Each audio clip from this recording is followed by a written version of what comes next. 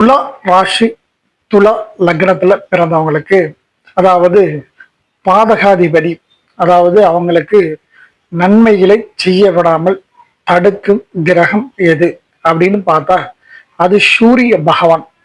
அதாவது இந்த துலா ராசி துலா லக்னத்துல பிறந்தவங்களுக்கு இந்த சூரியனாவே பாத்தீங்கன்னா ஏதாச்சும் ஒரு பிரச்சனையை உண்டு பண்ணிட்டே இருப்பார்.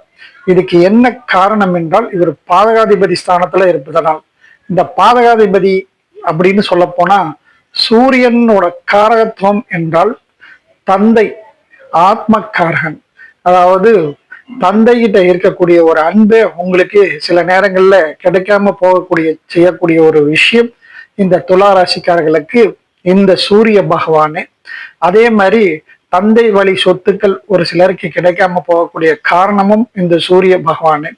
அதே மாதிரி உங்களுக்கு ஆத்மக்காரகன், அதாவது ஆத்மக்காரகன் என்றாவே சூரிய திசையோ அல்லது சூரிய புத்தியோ இல்ல சூரிய அந்தரமோ உங்களுக்கு நடந்தா கண்டிப்பா உங்களுக்கு மன குழப்பங்களை மன சஞ்சலங்களை ஏற்படுத்தக்கூடியவர் என்றும் சொல்லலாம். அதே மாதிரி இந்த சூரியன் என்ன பண்ணுவார்னா உங்களுக்கு லாபாதிபதியாக இருந்தாலும் பாதகத்தையே செய்வார்.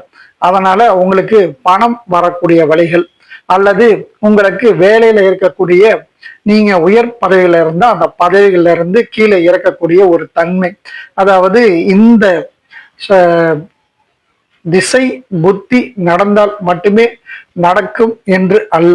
சில நேரங்கள்ல எந்த திசை நடந்தாலும் எந்த புத்தியிலும் சூரிய புத்தி சூரிய அந்தரம் இந்த மாதிரி வரக்குள்ள கண்டிப்பா உங்களுக்கு இந்த மாதிரி பிரச்சனைகள்லாம் ஏற்படுத்துவார்.